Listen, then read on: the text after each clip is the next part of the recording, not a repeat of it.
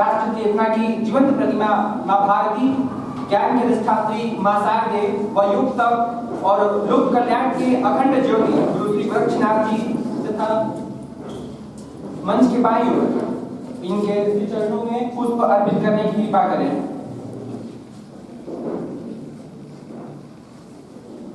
मंच की बाईं ओर सनातन परंपरा के प्रतिष्ठित स्तंभ परम पूज्य महंत दिग्विजयनाथ जी, राष्ट्र संत एवं युग दृष्टा महंत अवैधनाथ जी व शौर्य स्वाभिमान के अमर प्रतीक महाराणा प्रताप जी के श्री चरणों में पुष्प अर्पित करने की कृपा करें।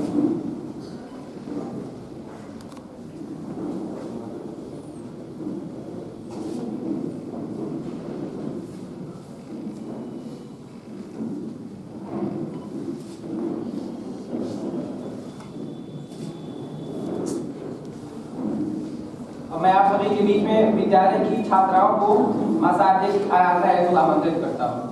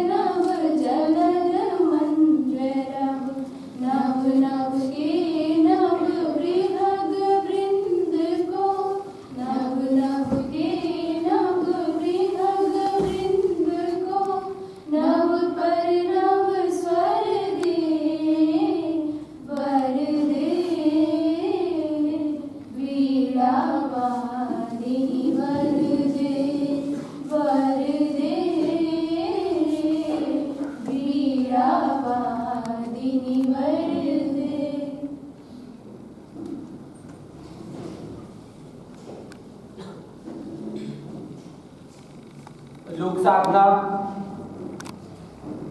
और लोक मंगल के दिव्य प्रतीक महायोगी गुरु गोरक्षनाथ की परंपरा के संवाद परम पूज्य महंत दिग्विजयनाथ जी एवं महंत अवैधनाथ जी के स्वप्न संकल्प से प्रेरित वर्तमान गोरक्ष पीठाधीश्वर योगी आदित्यनाथ जी महाराज के कर्मठ एवं साधना से सिंचित वीर शिरोमणि और राष्ट्र धर्म के अमर प्रतीक महाराणा प्रताप के नाम पर स्थापित यह महाविद्यालय जो अपने अनुशासन, आध्यात्मिक परिवेश और शिक्षा के साथ संस्कार निर्माण के संकल्प को साकार करने वाला एक जीवंत प्रतिमा के रूप में सतत कार्यरत है। ऐसे पुण्य परिसर में महाविद्यालय परिवार की ओर से मैं माननीय अतिथि का हार्दिक स्वागत करता हूं, वंदन करता हूं एवं अभिनंदन करता हूं। आज मुझे अतिथि और वक्ता के रूप में जिस विभूति का परिचय कराने का सौभाग्य प्राप्त हो रहा है, विज्ञान, शोध और सेवा तीनों के अद्भुत संगम है।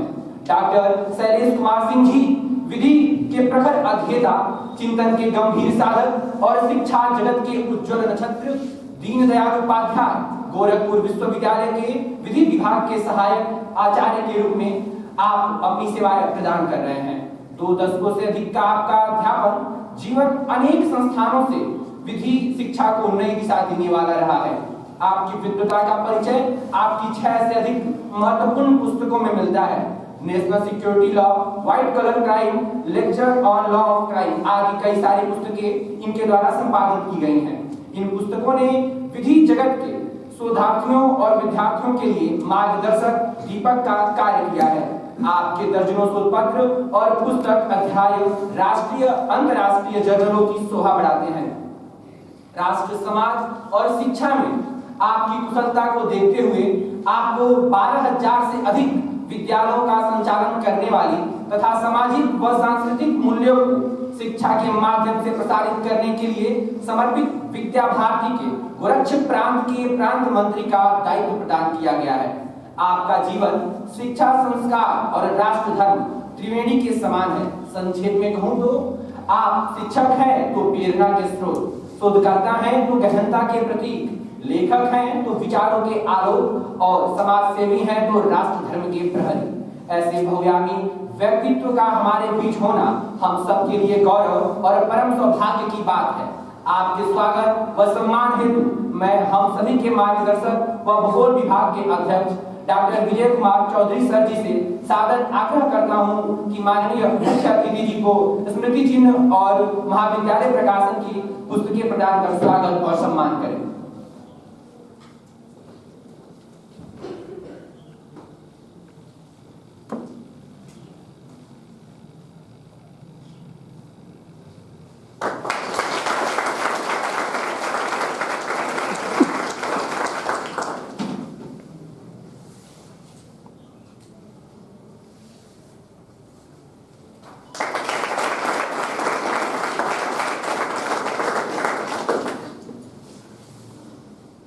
मैं मुख्य अतिथि जी से विनम्र निवेदन करता हूं कि वो अपने वक्तव्यों से हमारे ज्ञानवर्धन का कुछ माननीय मुख्य अतिथि धन्यवाद।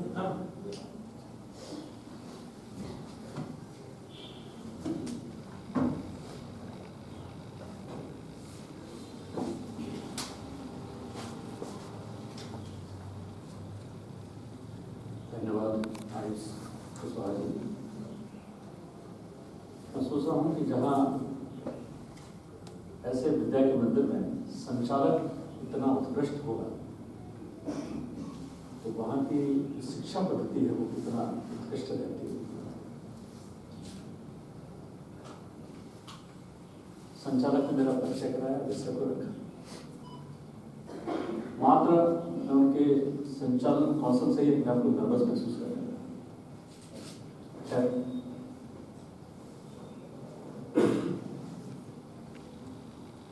परम पवित्र भगवान जी सेवावतार गुरु गोरख महाराज जी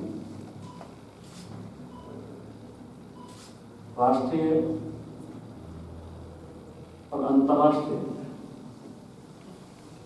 स्तर पर स्पिरिचुअल पॉलिटिक्स को सर्टिफाइड कर। अभी तक हम राजनीति को जानते थे, लेकिन राजनीति में एक ऐसा है जो आज बहुत प्रचलित है, जिसको कहा जाता है स्पिरिचुअल पॉलिटिक्स। राजनीति में भी अध्यात्म हो सकता है। तो ऐसे आध्यात्मिक राजनीति को राष्ट्रीय और अंतर्राष्ट्रीय पटल पर सर्टिफाइड प्रमाणित कर रहे हैं। इस प्रदेश के यशस्वी मुख्यमंत्री पूज्य योगी आदित्यनाथ जी, और आज हम जिनको स्मरण करने के लिए यहाँ एकत्रित हुए हैं, जिनके नाम पर ये विद्यालय इस पूर्वांचल में अपनी शिक्षा के साथ साथ अपने शिक्षा में शौर्य को भी समाहित किए हुए हैं। महाराणा इस देश के स्वाभिमान के प्रतीक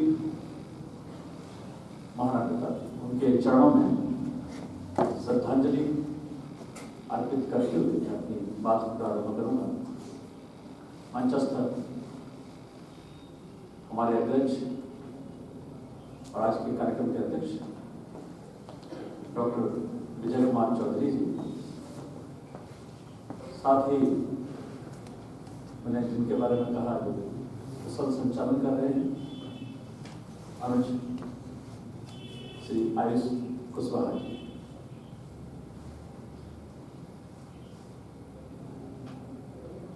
हम सब यहाँ एकत्रित हुए हैं एक ऐसे स्वाभिमानी और आदर्श व्यक्तित्व को याद करने के लिए या उनके चरणों में श्रद्धांजलि देने के लिए, जिनको हम महाराणा, नाम तो उनका प्रताप सिंह था लेकिन हम उनको जानते हैं महाराणा, और महाराणा के साथ साथ हम उनके महाराणा होने से पूर्व एक और प्रीफिक्स जोड़ते हैं जिसको कहा जाता है सूरवीर।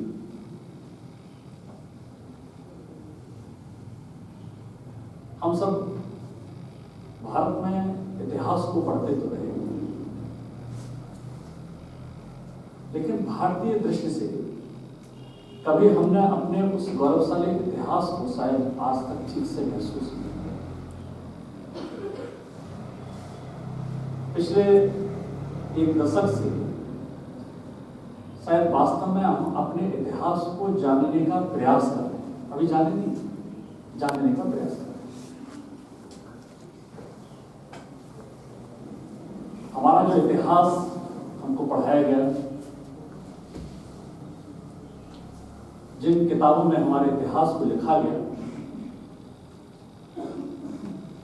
वो एक कुविमर्श, आप सबने एक विमर्श सुना होगा, और एक विमर्श का ही विवश रूप है जिसको कहा जाता है कुविमर्श, यानी कि नैरेटिव। और नैरेटिव भी दो प्रकार का होता है, एक पॉजिटिव और नेगेटिव। तो आज का जो समय है वो एक सकारात्मक विमर्श यानी कि पॉजिटिव नैरेटिव का है।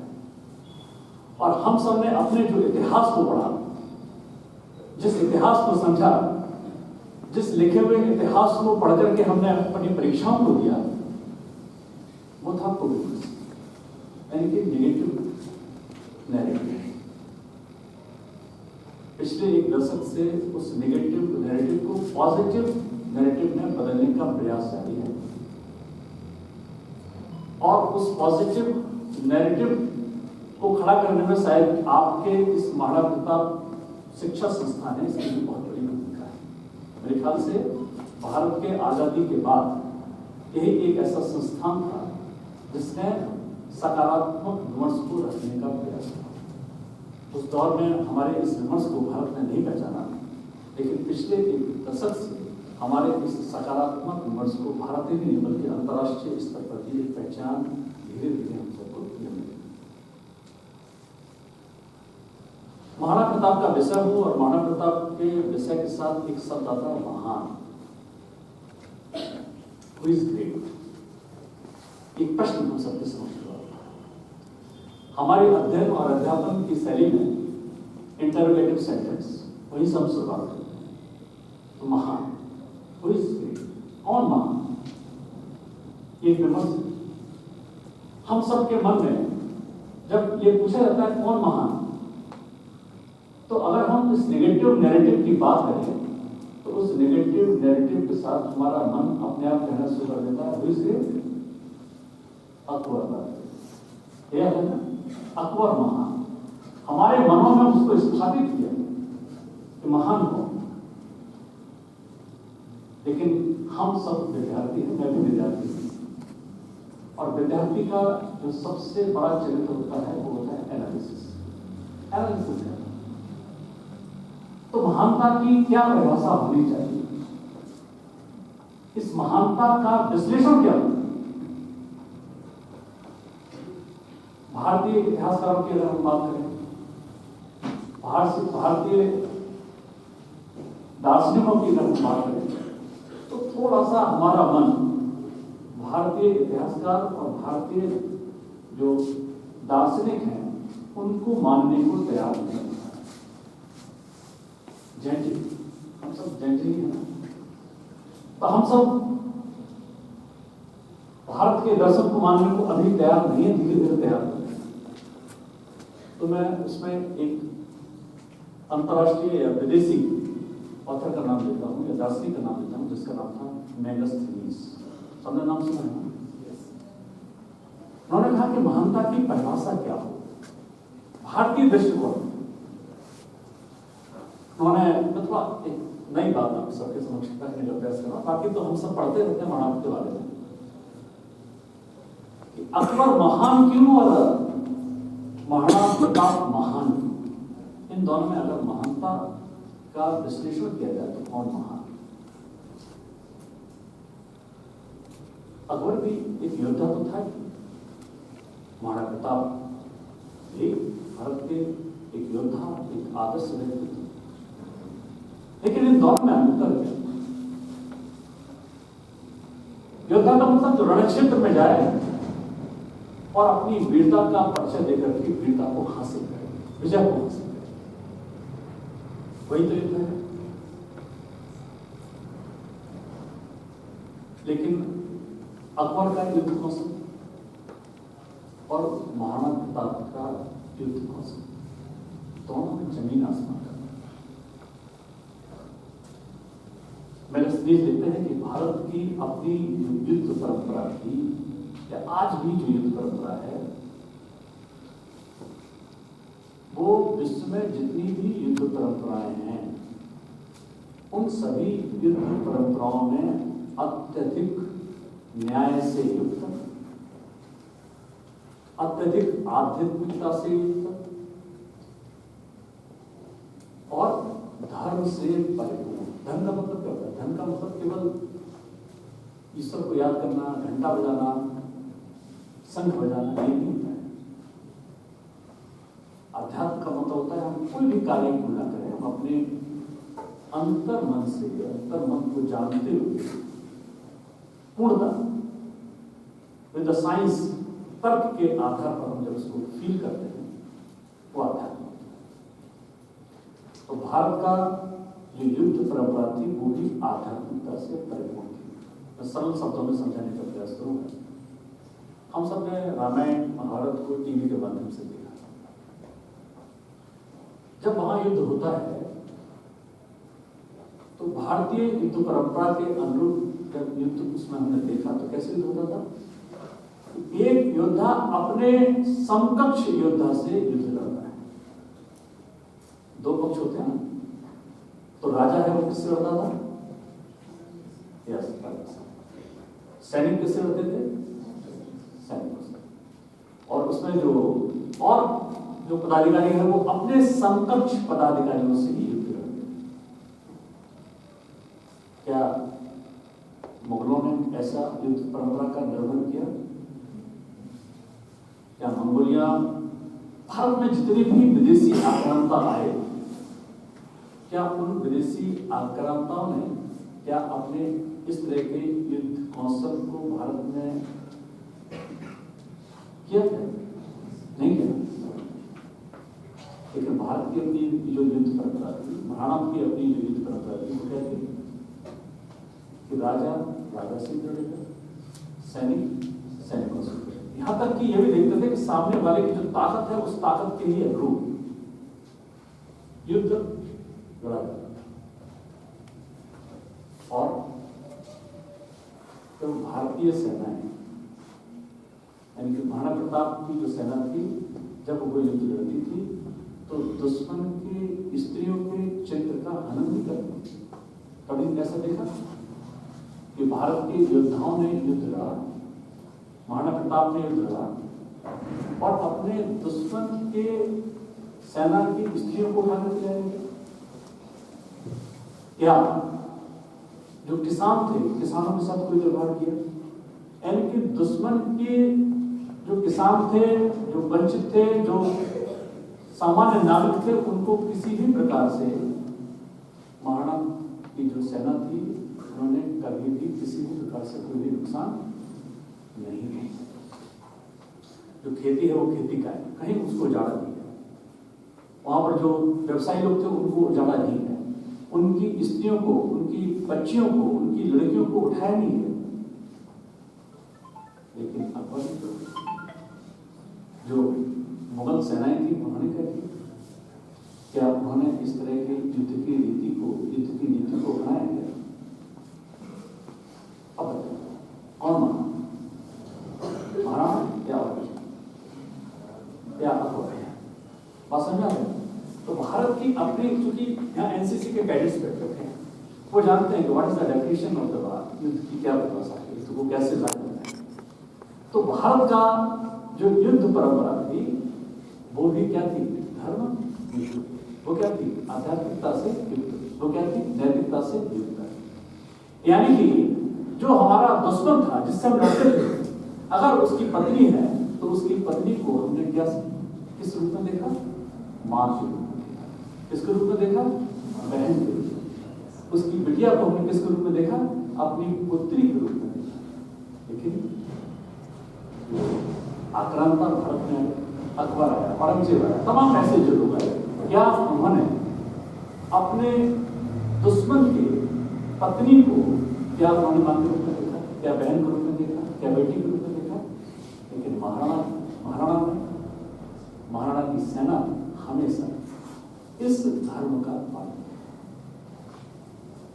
मैजिस्ट्रीज कहते हैं कि ऐसा संभव है क्या पूरे विश्व में इस तरह की युद्ध परंपरा को क्या किसी ने कायम किया? क्या इस तरह के युद्ध का किसी ने निर्माण किया? नहीं। कौन करता है? कौन करता है? केवल भारत। किसने किया? केवल मानव। आप सब ने भारत के राजाओं की, महाराणा प्रताप की तलवार को, अब देखिए तलवार, आप उनका जो तलवार के साथ साथ उनका जो भाला था उसको देखिए। भाला के पीछे क्या भाला जैसा कोई आकृति बना है क्या? हमेशा महाराणा प्रताप सामने ही बात है। उनकी जो तलवार है वो तलवार की धार किस तरह है? केवल एक तरफ है। लेकिन जो मुगल शासक थे, अकबर थे, उनकी तलवारों को अगर आप देखेंगे तो उनकी तलवार कैसी थी? बिल्कुल सीधी।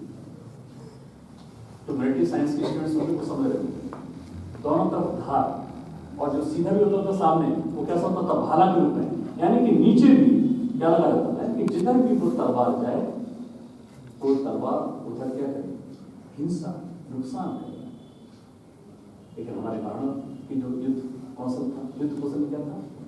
नीति का। हम सामने ही बात करेंगे, सामने से ही युद्ध लड़ेंगे। धोखे से भी हमारी तलवार पीछे चली जाए तो पीछे वाले को किसी भी प्रकार का कोई भी लॉस, कोई भी नुकसान ना हो। क्या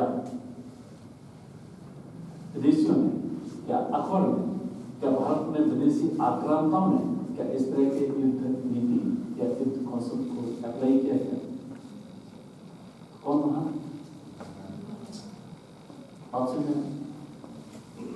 ये ऐसी धर्म से युक्त, नीति से युक्त, आध्यात्मिकता से युक्त महाराणा प्रताप का चरित्र था। स्वाधीनता का प्रतीक। एक बंगाली कवि है, उनकी दो लाइनें हैं, हावर्ड ब्लेड पापा लगी लेकिन दला पापा, बहुत पॉपुलर उनकी कविता। जब महाराणा जंगल में थे, अपने भारत को स्वाधीन कराना चाहते थे, वो मेवाड़ का शेर जंगलों में छिपा हुआ था, या जंगल में इस भारत को, मेवाड़ को स्वाधीन कराने का जो स्वप्न देख रहा था, उस वक्त उनके एक ऐसा समय था कि पिता जब अपने बच्चों को भूखा देखता है तो कितना भी बड़ा योद्धा क्यों ना हो,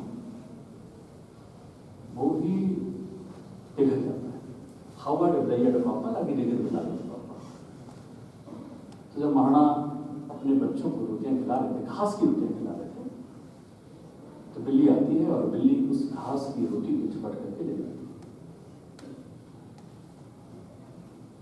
रोटी किसकी? घास की। और वो घास की रोटी भी महाराणा प्रताप के बच्चों को नसीब नहीं। अब वो रोटी कौन छीन के जाता है? हवा ने बोले कि पापा लाके गिरे में लाकर कि पापा ये रोटी है वो बिल्ली छीन कर गिरे गई है, अब मैं क्या खाऊं? लेकिन महाराणा झुकते नहीं।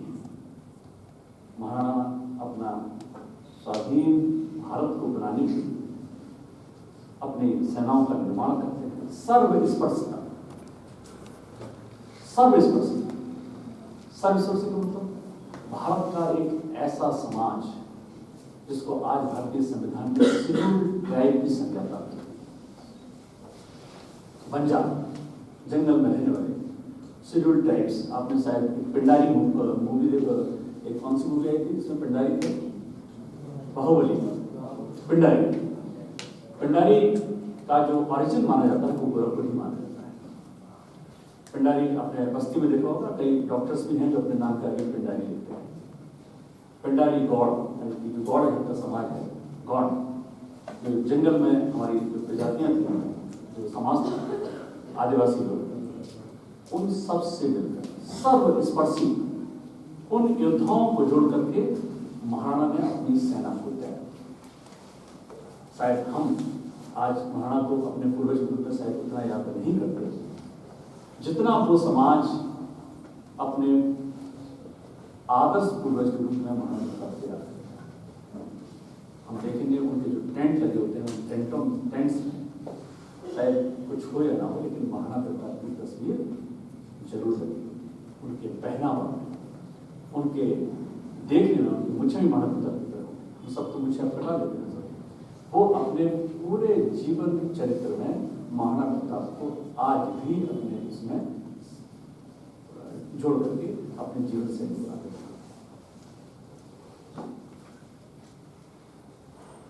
जिसकी तलवार की छनक से दुश्मन का दिल घबराता था, जो अजर अमर वो सूरवीर, वो महाराणा कहलाता था। बहुत सारी हम बुक्स पढ़ते हैं, उन बुक्स में वीर कौन होता है, महावीर कौन होता है, परमवीर कौन होता है, इन सब में अंतर है। वीरता की परिभाषा अलग, वीर की परिभाषा अलग है, परमवीर की परिभाषा अलग है, महावीर की परिभाषा अलग है। लेकिन महाराणा प्रताप को क्या बोला गया? सूरवीर। तो ऐसे सूरवीरता को, उनकी महानता को मेगास्थनीज ने अपनी किताब में परिभाषित किया। इसीलिए हम कहते हैं महाराणा प्रताप। बाकी और क्यों? क्योंकि हमें इसका तथ्य पता होना चाहिए। हम अपनी बात को तर्क से रखें और बताएं कि क्यों महाराणा प्रताप ग्रेट थे, महान थे, या आज भी उनको क्यों महानता का प्रतीक मानते हैं।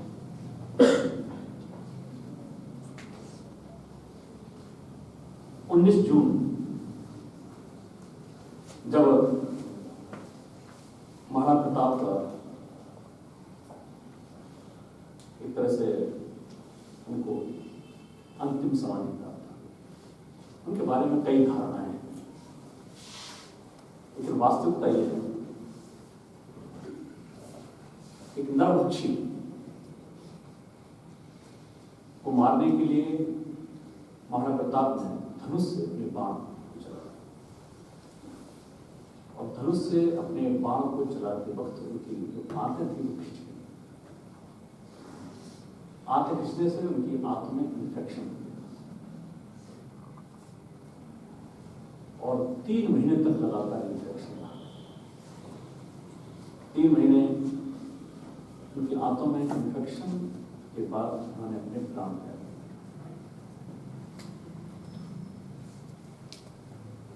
उनके महासमाधि लेने पर उनके जो दुश्मन थे, सबसे बड़ा दुश्मन कौन था? अकबर। जब अकबर को ये पता चला कि महाराणा अब नहीं थे, अकबर बिलख करके रोए। अकबर इतना रोया, बोले मैं आज हार गया। क्यों हार गया?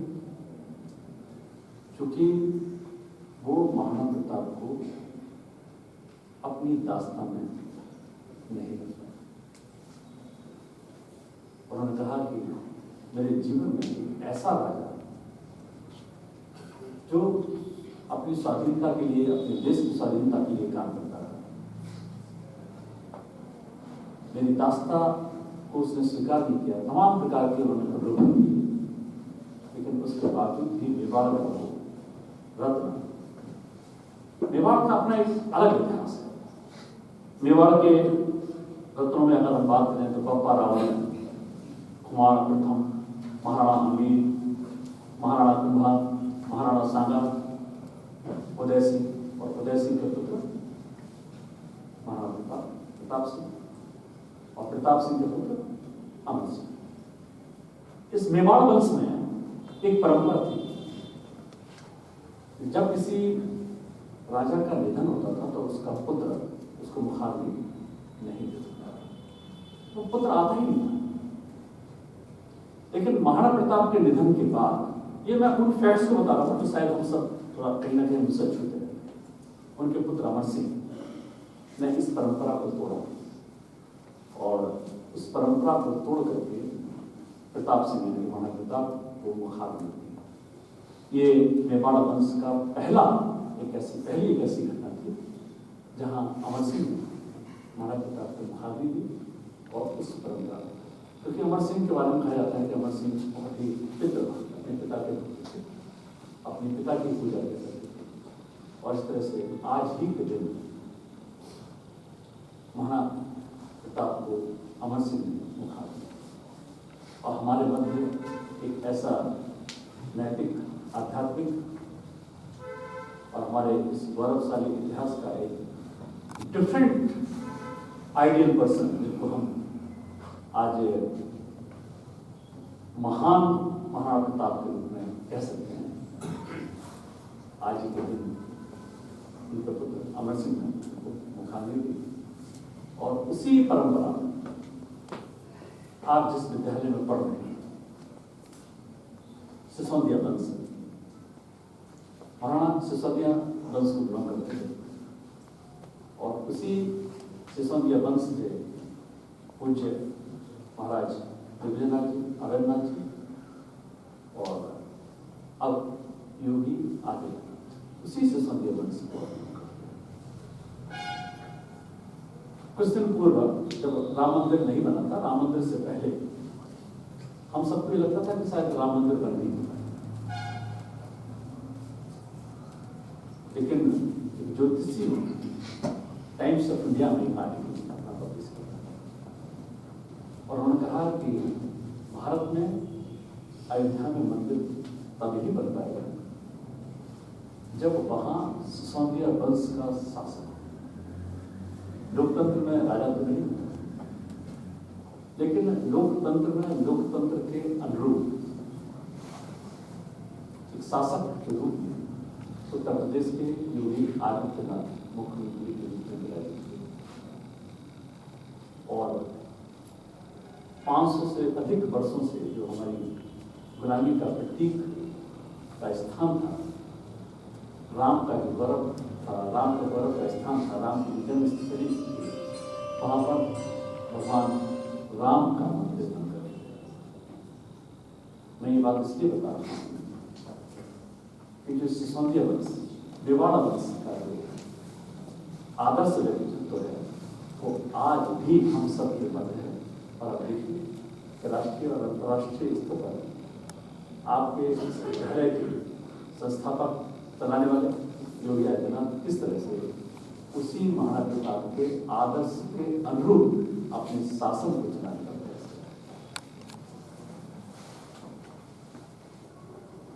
करते हैं। तो इस तरह से अगर हम महाराणा की बात करें तो महाराणा के साथ दो नाम और जिनके बिना महाराणा के व्यक्तित्व को नहीं समझा जा सकता। एक उनका घोड़ा चेतन और एक जिनको उन्होंने आर्थिक रूप से सहयोग किया। क्या नाम था उनका, बता सकते हैं? महाराणा के जीवन में एक तो उनके घोड़े चेतक का बहुत बड़ी योगदान है, और दूसरा भामाशाह, जो राजस्थान में एक राजा थे और उन्होंने अपने सब कुछ को दान देकर के, महाराणा प्रताप को दान देकर के भारत की स्वाधीनता के लिए जो भी आर्थिक आवश्यकता थी, उस आर्थिक आवश्यकता के अनुरूप उनको दान देकर सब कुछ न्यौछावर करके उन्होंने महाराणा प्रताप जी से कहा था कि कैसे इस मेवाड़ को भारत से स्वाधीन बनाया जाए। चेतक उनका जो घोड़ा था, वो कहा जाता है कि पूरे विश्व में इसका का घोड़ा आज तक नहीं था। तो महाराणा प्रताप के साथ चेतक को भी हमको पढ़ना पड़ेगा, समझना पड़ेगा। और चेतक की भी समाधि बनाई गई है राजस्थान में, चेतक की भी समाधि है। रणवीर चौकड़ी भर गया चेतक बन गया, हम सब ने वो कविता को पढ़ा हुआ है। और महाराणा प्रताप का जो चरित्र है, वो महाराणा प्रताप के चरित्र को आज के परिवेश में भी हमको समझना होगा। हम सब युवा हैं, युवाओं को अपने जीवन शैली में the coordinate life, Maharana Pratap और स्वामी विवेकानंद और एपीजे अब्दुल कलाम। मैं हमेशा जब अपने क्लास में लेक्चर्स लेता हूं तो कहता हूं कि सभी युवाओं को इन 3 चरित्र को पढ़ना चाहिए, महाराणा प्रताप को, दूसरा स्वामी विवेकानंद को, और तीसरा हमारे इस देश के पूर्व राष्ट्रपति और वैज्ञानिक एपीजे अब्दुल कलाम। इन 3 को तो पढ़ना ही चाहिए। इन तीनों का जो चिंतन है वो लगभग एक जैसा है। युवाओं को लेकर के इनका विशेष चिंतन है, या युवाओं के लिए तीनों ही विशेष आदर्श है। द कोऑर्डिनेशन का मतलब होता है हमारे सिर्फ पूर्व की एक पीढ़ी और हमारे बाद की एक पीढ़ी, यानी कि 3 जनरेशन के बीच में जो कोऑर्डिनेशन होता है वो कैसा है। हमारे बाबा और हम, और बीच में हमारे पिता, 3 जनरेशन हो गए। अक्सर बहुत बच्चों समझने वाली बात है, हम सबको समझना है क्योंकि एक डिजिटल एज है, और इस डिजिटल एज में कहीं ना कहीं हम मोरल और इमोरल इन दोनों के बीच में अपने आप को कोऑर्डिनेट करना, बीच में रखना है। तो जब अपने घरों में हम रहते हैं, देखते हैं, तो हमारे जो बाबा हैं या दादा हैं, नाना है, वो क्या कहते हैं, अरे ये जो हमारा नाती है, हमारा जो पोता है, वो बिगड़ गया है। उसका एक शब्द देते हैं, क्या कहते हैं, बहुत बिगड़े हैं। और हम अपने पिता से पूर्व की जो पीढ़ी है उसको क्या बोलते हैं, हमारे बाबा बहुत आउटडेटेड है, वो आज की आधुनिकता में चीजों को समझते ही नहीं, वो मानते ही नहीं। और इस तरह से 2 पीढ़ियों के बीच में क्या शुरू हो जाता है, विरोधाभास। और उसी विरोधाभास में दोनों पीढ़ियों का इतना डिफरेंस हो जाता है, इतना डिस्टेंस हो जाता है कि कोऑर्डिनेशन के अभाव की वजह से जो पीढ़ियां हैं वो खराब हो जाती है। यह व्हाट्स आवश्यकता है, यहाँ आवश्यकता है कोऑर्डिनेशन की। आपने देखा ना महाराणा प्रताप के परिवार में किस तरह से कोऑर्डिनेशन था। ये जो मैं नाम बता रहा था वो वही तो परिवार था, आपस में कोऑर्डिनेशन था। यहाँ एक कोऑर्डिनेशन की जरूरत है। स्वामी विवेकानंद कहते हैं कि इन 2 पीढ़ियों के बीच में एक समन्वय की आवश्यकता है। जंजे, भारत का जंजे और जो अन्य देशों में जंजे, उन दोनों में अंतर है। हमारा जंजे पैट्रियटिज्म से परिपूर्ण है, वो हमारी भारत की जो संस्कृति है उसको कहीं ना कहीं आज भी समाहित किए हुए है, और उसका कारण है कोऑर्डिनेशन। अगर ये कोऑर्डिनेशन टूट जाएगा तो हमारा जो जंजे है वो बर्बाद हो। इस डिजिटल एज में वो कैसे, वो ये कि बाबा को अपने नाती के पोते के अनुरूप नई चीजों को स्वीकार करना पड़ेगा। अगर आज के बच्चे डिजिटल एज में कुछ चीजों को कर रहे हैं तो इसका मतलब ये नहीं कि वो गलत है, वो क्या है, वो आज के इस समय की डिमांड है, आवश्यकता है। तो बाबा को नाती के कार्यों को समझना पड़ेगा और नाती को बाबा से जो पुरानी संस्कृति है उसको समझ करके कोऑर्डिनेशन स्थापित कर सकते हैं। यानी कि जब दो पीढ़ियों के बीच में विचारों का आदान प्रदान होता है तब एक स्थायी समाज का निर्माण होता है। तो हमारे जो पूर्व की पीढ़ियां हैं उनका अनुभव है और उस अनुभव का लाभ आज की पीढ़ी को लेना होता है। और आज की पीढ़ी जो डिजिटल एज में बहुत सारी नई चीजों को सीखती है, उन नई चीजों को हमको किसको सिखाना है? हम अपनी माँ को सिखाना है, अपने पिता को सिखाना है, अपने बाबा को सिखाना है और उनको आउटडेटेड से क्या करना है? अपडेट करना है और उनके विचारों से हमें अपने आप को अपडेट करना है। तो this is the modern coordination between the 2 and 3 generation. जो 2 और 3 जनरेशन हैं, इन 3 जनरेशन के बीच में हमको क्या स्थापित करना है? The coordination. और जब द कोऑर्डिनेशन इस तरह का होगा तो इसी कोऑर्डिनेशन के बाद ही हम इस भारत में अपने आप को एक श्रेष्ठ जनरेशन के रूप में, यानी कि डिजिटल एज की भी रिक्वायरमेंट है, डिजिटल एज की भी आवश्यकता है, लेकिन इस डिजिटल एज में हमको इसकी आवश्यकता है? द मोरलिटी, नैतिकता की आवश्यकता है। और इन सब के साथ साथ हम अपने एक श्रेष्ठ समाज का निर्माण करते हैं। मित्रों, भारत के समक्ष बहुत सारी नई चुनौतियां हैं। पुरानी चुनौतियों से तो हम निकल चुके, आतंकवाद से हम मुक्त हो चुके। बहुत भारत में अब आतंकवाद की आप देखते हैं घटनाएं नहीं। 370 को हमने जम्मू और कश्मीर से हटा दिया। भारत का एक नया इंफ्रास्ट्रक्चर बनकर के तैयार हो रहा है। कुछ दिन पूर्व हम लखनऊ जाते थे तो हमको 6 से 7 घंटे लगते थे, आज हमको 3 साल घंटे लगते। पूरे भारत का इंफ्रास्ट्रक्चर बदल रहा है। लेकिन हमारे बीच एक सबसे बड़ा चैलेंज है, वो सबसे बड़ा चैलेंज है ई टेररिज्म। जानते हैं क्या है? हम सबके हाथ में, मेरा फोन बोला ना, आप सबके पास है। इसको कहा जाता है ई टेररिज्म। हम फोन को कैसे इस्तेमाल करें, लैपटॉप को कैसे इस्तेमाल करें, सोशल मीडिया को कैसे इस्तेमाल करें, अगर हम इसको ठीक से उपयोग नहीं करेंगे तो हमारे मनों में ये क्या है? एक प्रकार का ई टेररिज्म। ई टेररिज्म से हमें अपने आप को बचाना है। ये बहुत बड़ा भारत के समक्ष युवाओं के लिए चुनौती। और दूसरी सबसे बड़ी चुनौती जो पूरे भारत में देखी जाती है वो है कास्टिज्म, जाति। हम बहुत सारी चीजों से मुक्त होते चले जाते हैं, लेकिन भारत के समक्ष जो नई चुनौती है वो है कास्टिज्म, जाति। महाराणा प्रताप के चरित्र से कैसे उनका समरस चरित्र था, सर्वस्पर्शी चरित्र था, उस सर्वस्पर्शी और समरस चरित्र को ध्यान में रखते हुए हमें अपने जीवन को आगे बढ़ाना चाहिए। आज हम महाराणा प्रताप के जीवन चरित्र से कुछ सीखते हुए आने वाले समय में हम जन जी की क्या भूमिका हो, कैसे इस युवा भारत पूरे विश्व में सबसे ज्यादा युवा भारत में है, इन युवाओं को कैसे श्रेष्ठ संसाधन के रूप में भारत को एक युवा और उत्कृष्ट राष्ट्र बना सकते हैं, इस चिंतन के साथ आज हम उनको नम आंखों से याद करते हैं।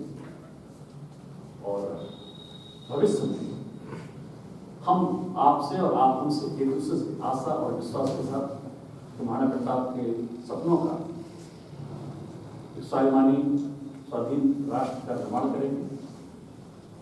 और हम ऐसे स्वाभिमानी और स्वाधीन राष्ट्र का निर्माण कर पाए तो वास्तव में महाराणा प्रताप के चरणों में हम सब की तरफ से ये एक श्रेष्ठ श्रद्धांजलि है। मुझे आप सब ने आमंत्रित किया। मैं कोई भौतिक दिन नहीं आया, मैं लॉ का स्टूडेंट हूँ, लेकिन मुझे लगा कि महाराणा प्रताप को इस तरह से आप सबके समक्ष एक इंटरेक्शन के माध्यम से विषय रखा जा सकता है। मैं पहले भी 2-3 बार आप सबके समक्ष आ चुका हूँ। आप सब ने मुझे आमंत्रित किया, मुझे 2 शब्द रखने का अवसर दिया। मैं आप सभी का हृदय से आभार एवं धन्यवाद प्रेषित करता हूँ। और इस आशा और उम्मीद के साथ कि भविष्य में हम फिर इस तरह इंटरेक्शन एक दूसरे से करते रहेंगे। धन्यवाद। भारत माता की जय।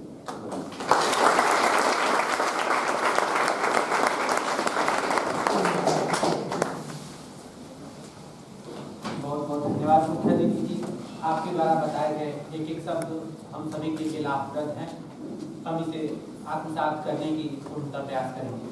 अब कार्यक्रम की अगले कड़ी में मैं अध्यक्षीय उद्बोधन हेतु डॉक्टर विजय कुमार चौधरी सर जी को आमंत्रित करेंगे।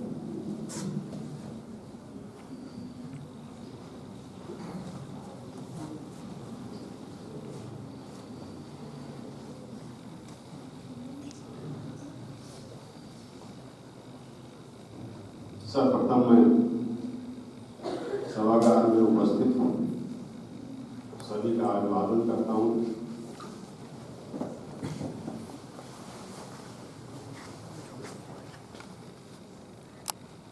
आज भारतीय पखवाड़ा के अंतर्गत हिंदू असूर्य महाराणा प्रताप पुण्यतिथि के अवसर पर उनको श्रद्धांजलि देने के लिए, उनका स्मरण करने के लिए, उनसे प्रेरणा प्राप्त करने के लिए हम सभी यहाँ इकट्ठा हुए हैं और इस कार्यक्रम की शोभा बढ़ाने के लिए मुख्य अतिथि के रूप में हमारे बीच मंच पर गोरखपुर विश्वविद्यालय के विधि विभाग के आचार्य डॉक्टर शैलेश कुमार सिंह जी मौजूद हैं। मैं महाविद्यालय परिवार की तरफ से उनका सादर अभिनंदन करता हूं, उनको प्रणाम निवेदन करता हूं। कार्यक्रम को गति प्रदान कर रहे श्री आयुष कुशवाहा जी और सभागार में उपस्थित महाविद्यालय के आदरणीय प्राचार्य जी, सम आदरणीय शिक्षक बंधु एवं प्रिय विद्यार्थी,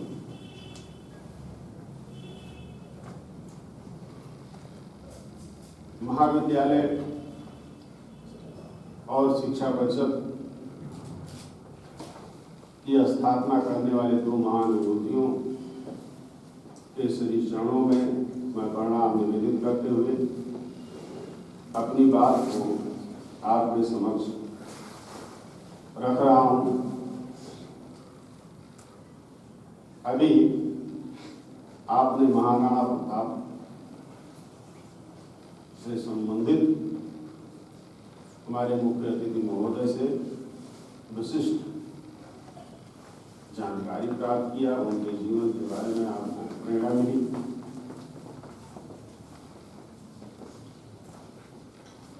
हम भी उसी तरफ अपने आप को अग्रसर करते हुए आप लोगों से मुखातिब। भारत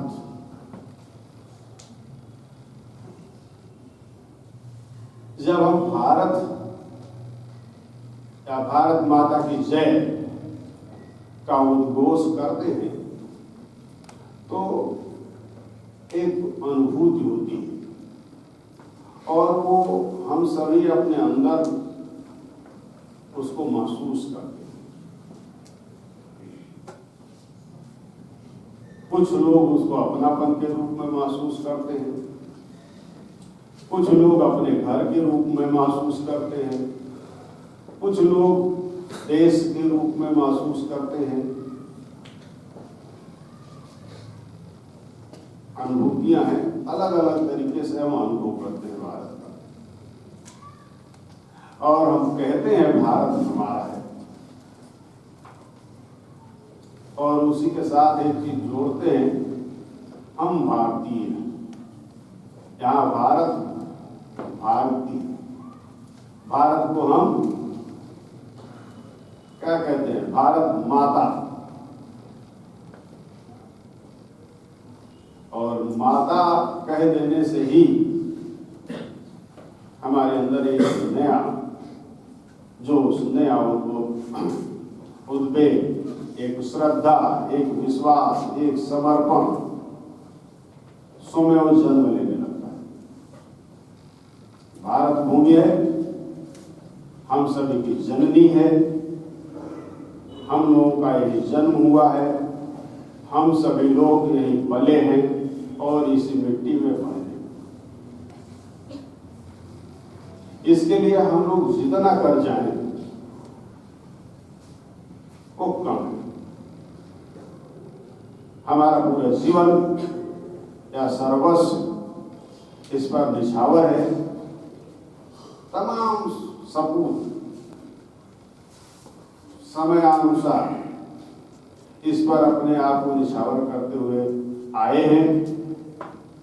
वो अपनी स्वाधीनता के बारे में बात थोड़ा कम करते थे, तो भारत की स्वाधीनता के बारे में उनका मुख्य उद्देश्य होता था, ध्येय होता था। स्वाधीनता, स्वाधीनता माने आखिर क्या? किस चीज की स्वाधीनता? क्योंकि दो चीजें होती हैं, एक जिसमें हम जी रहे हैं, जिसमें हम पल बढ़ रहे हैं, अर्थात हम सभी के द्वारा चुनी हुई एक सरकार है और हम सभी के द्वारा बनाए गए कुछ नियम कानून जिसके द्वारा हम जी रहे हैं या जिनके अनुरूप हम आचरण और व्यवहार करते हुए अपने आप को श्रेष्ठतम भारतीय कहलाने का गर्व हासिल कर रहे हैं।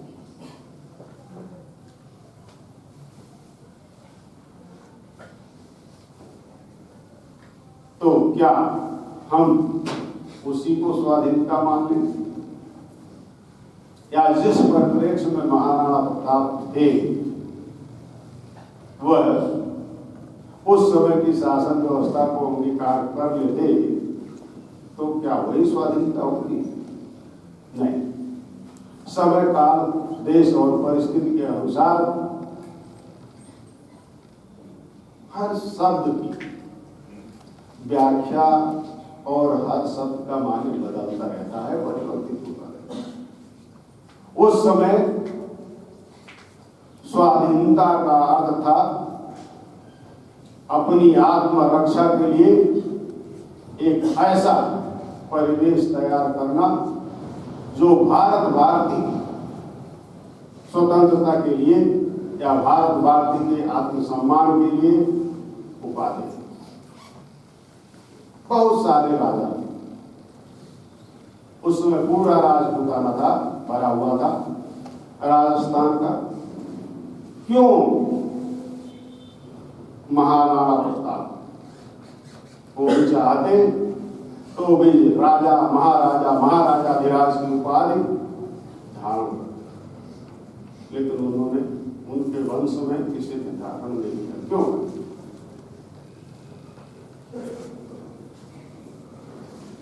तो स्वाधीनता का मतलब था उनका स्वयं को आजाद करना या स्वयं को स्वतंत्र होना नहीं, मां भारती के प्रति समर्पण था। और उसी समर्पण के अनुरूप या उसी समर्पण के मार्ग पर चलते हुए उन्होंने बहुत कुछ भारत को दिया। क्योंकि इतने सारे लोगों को उस समय इतने सारे शूरवीर थे, शूरवीरों की कमी नहीं थी, लेकिन श्रेष्ठतम, और वह श्रेष्ठतम तब प्राप्त होता है जब उसके अनुसार हम आचरण व्यवहार करेंगे। अभी सिंह साहब कह रहे थे कि अकबर को जो है रोना आ गया या आंसू आ गया जब महाराणा प्रताप ने दुर्विरोधी जिसके ऊपर अपनी सत्ता वो कभी नहीं स्थापित कर पाया, उनके पास भी नहीं पहुंच पाया, इतना बड़ा साम्राज्यवादी व्यक्ति, और उनका कुछ नहीं कर पाया। ऐसा परिवेश उन्होंने बनाया, ऐसा अपने चतुर्दिक उन्होंने ताना बाना बुना, ऐसा अपने आप को श्रेष्ठतम व्यक्ति बनाया जिसमें कूट कूट कर भरा हुआ था अटूट संकल्प।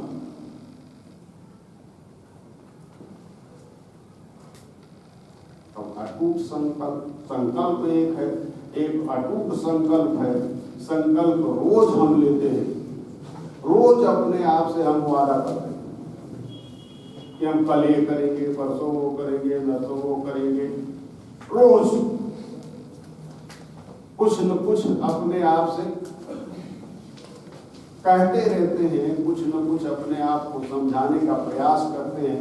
या जब हम कुछ ऐसा कर जाते हैं जो सर्वमान्य नहीं होता है, तो हम हमेशा एक अलग तरीके का अपने से वादा कर जाते हैं। ये वादा सभी लोग करते हैं।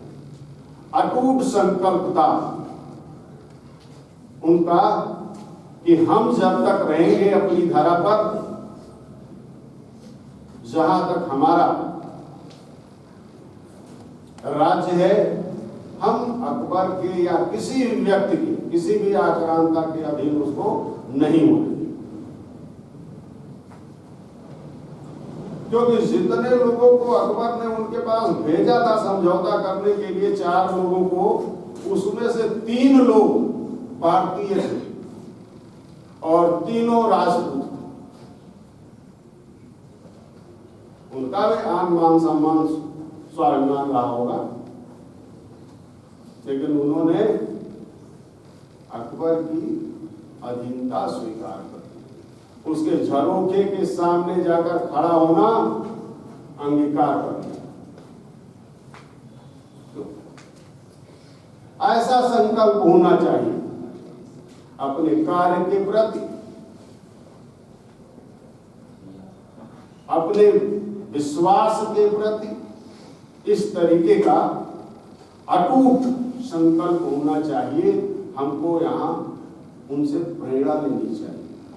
हमको अपने आप में यह अटूट संकल्प जो शब्द है, इसको समावेश करना चाहिए और उसके अनुरूप हमें उस पर चलना चाहिए। दूसरी चीज, प्रजा के प्रति प्रेम उनका अगाध था, अटूट था, और इसीलिए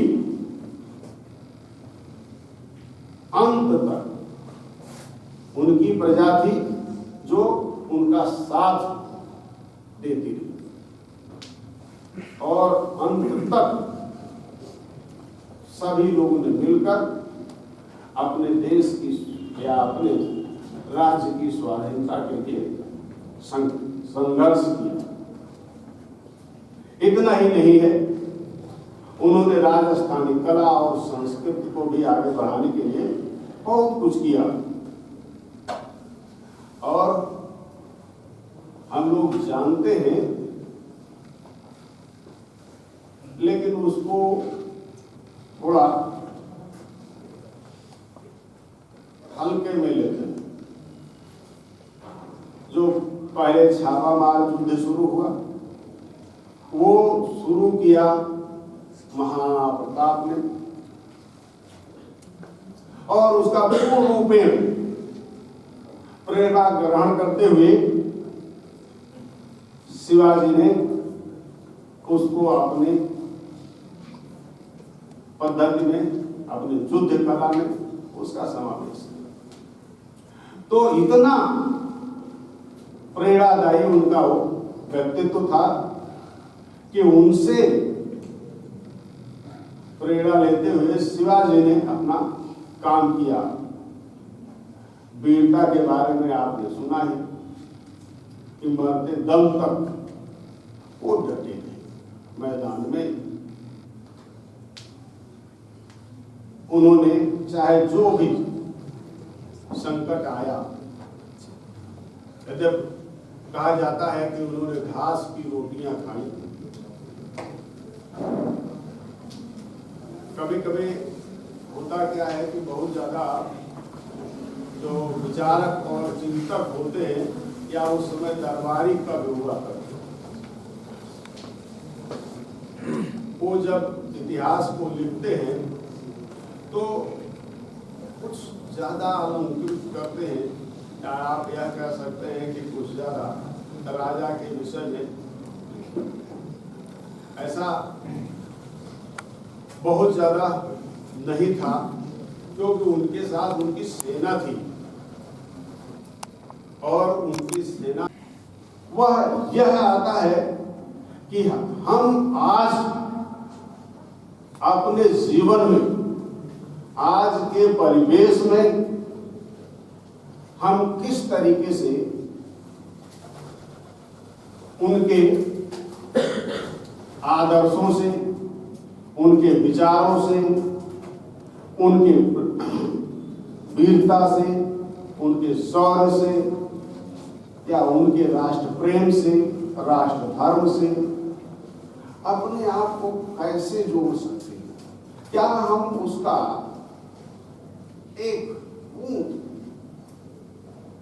एक छोटा सा हिस्सा अपने में ले आ सकते हैं? क्योंकि ये धरती है और हम लोग धरा पर हैं। समय के परिप्रेक्ष्य में समस्याएं अपने आप रहती हैं और कुछ नहीं तो हम खुद एक समस्या, यदि हम विचार करें तो खुद एक समस्या रहेगी हमेशा। कभी स्वयं बनते हैं, कभी समाज के नियम कानून के आड़े आकर बनते हैं, कभी देश और समाज के आड़े आकर बनते हैं। तो क्या हम वहां से सीख सकते हैं? उस महान विभूति से कुछ ग्रहण कर सकते हैं? यदि कुछ ग्रहण करने, सिर्फ एक चीज कि हम दृढ़ प्रतिज्ञ हो गए। आज केवल एक चीज सीख लें कि हमारा दृढ़ प्रतिज्ञ हो। और किस चीज के लिए? जिस चीज के लिए हम यहां बैठे, जिस चीज के लिए हम यहां आते हैं, उसी काम को हम करें एक निश्चय के साथ, एक अटूट विश्वास के साथ। अपने को हम इतना शक्तिशाली बना लें कि उससे मेरी पहचान बन जाए। जैसे आज हम उस महान विभूति को याद करते हुए उनकी पहचान का गुणगान करते हैं। वो है नहीं हमारे बीच, लेकिन उनके मान सम्मान का गुणगान कर रहे हैं, उनकी पहचान कर रहे हैं। हम भी क्या कुछ ऐसा कर सकते हैं क्या? और हम यदि कर सकते हैं, क्योंकि वो भी एक मनुष्य थे और हम सभी लोग भी एक मनुष्य हैं, कर सकते हैं, अवश्य कर सकते हैं। यदि हम चाहें तो बिल्कुल कर सकते हैं। मैंने कहा कि आप जहां हैं, जो कर रहे हैं उसी के साथ 100% न्याय कीजिए।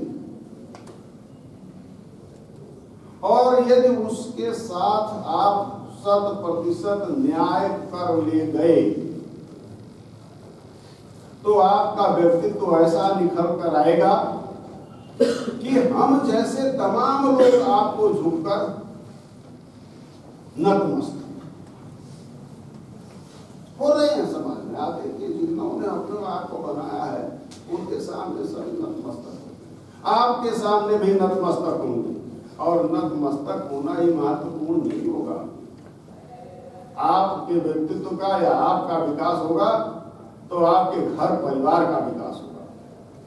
आपके घर परिवार का विकास होगा तो आपके गांव का विकास होगा, आपके समाज का विकास होगा। आपको और हमको लगता नहीं है, क्योंकि ये चीजें फैलती हैं, प्रेरणा लेते हैं लोग एक दूसरे से। और आप द्वारा किया हुआ कार्य, आप द्वारा संपादित क्रियाविधि सभी के लिए अनुकरणीय होगी और सभी उससे प्रभावित होंगे और देश के लिए आप स्वयं कुछ कर रहे होंगे। तो हमेशा हमें महान विभूतियों से कुछ सीखना चाहिए, कुछ समझना चाहिए और उनके आदर्शों पर चलने के लिए प्रेरित होना चाहिए।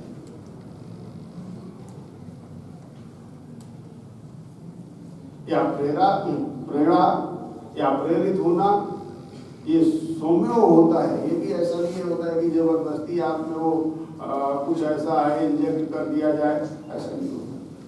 जब आप चिंतन करेंगे, मनन करेंगे, महाराणा प्रताप के बारे में हम लोग यहाँ क्या कितनी बात कर सकते हैं। जब आप उनका चिंतन करेंगे, मनन करेंगे, उनके बारे में साहित्य को देखेंगे, उनके बारे में और सारी चीजों का ज्ञान जब आपको हो जाए, तब आपको लगेगा तो हम कुछ सीखें उनसे और कुछ सीख कर आगे बढ़े, अपने आप को जो है जहां है वहीं से आगे बढ़ाने का प्रयास करें। जो कर रहे हैं उसी को ठीक से करने का प्रयास करें। मेरे समझ से यही उनके प्रति, उनके आदर्शों के प्रति, उनके विचारों के प्रति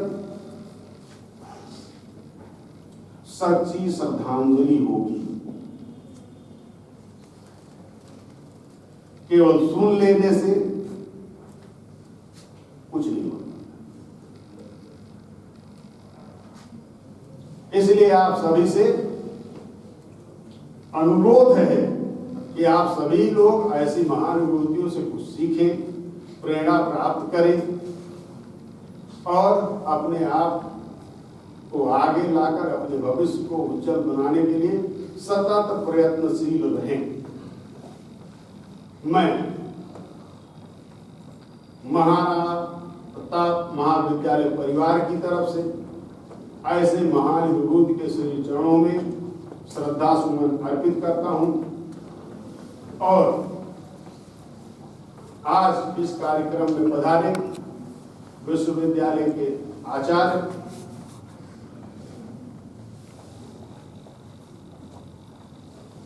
डॉक्टर शैलेश सिंह जी के प्रति महाविद्यालय परिवार की तरफ से आभार व्यक्त करता हूं और आपसे अनुरोध करता हूं कि हमारा और हमारे विद्यार्थियों को जब भी मार्गदर्शन की आवश्यकता हो, आप हमारा अनुरोध अवश्य स्वीकार कीजिएगा। मैं सभागार में उपस्थित आप सभी के प्रति आभार व्यक्त करता हूं। इस कार्यक्रम के संयोजन में लगे हुए सभी के प्रति अपना आभार व्यक्त करना परम कर्तव्य समझता हूं और सभी के प्रति धन्यवाद और शुभकामनाएं। जय हिंद, जय भारत।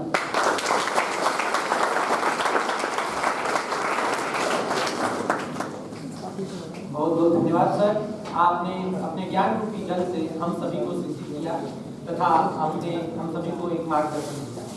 अब मैं कार्यक्रम के अंतिम कड़ी में राष्ट्रगीत के लिए विद्यालय की छात्राओं को आमंत्रित करता हूं।